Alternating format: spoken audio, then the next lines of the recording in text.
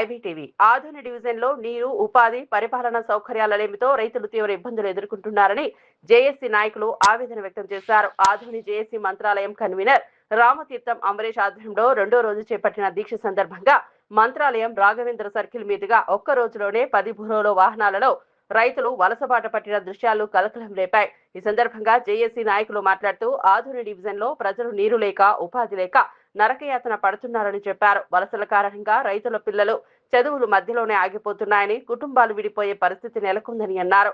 పిల్లలు ఒక చోట, తల్లిదండ్రులు మరో చోట, వృద్ధులు ఇంకో చోట జీవించాల్సిన దుస్థితి ఏర్పడిందని తెలిపారు.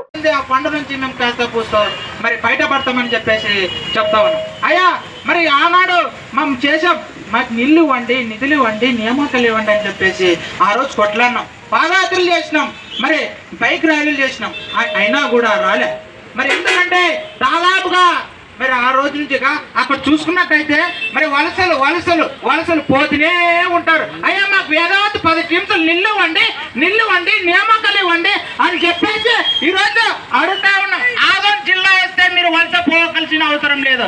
అయ్యా మీరు వలస పోవాల్సిన అవసరమే లేదు. ఆదోని జిల్లా అయితే మరి మంత్రాలయం ప్రజలు కావచ్చు, పత్తికొండ ప్రజలు కావచ్చు, మరి ఇక్కడ ఉన్న ఎమ్నూరు ప్రజలు కావచ్చు, మరి ఆదోని ప్రజలు కావచ్చు, ఆలూరు ప్రజలు కావచ్చు, మరి వీళ్ళంతా కూడా ఆదోని జిల్లా ఇవ్వండి అని చెప్పేసి అడుగుతా ఉన్నాం.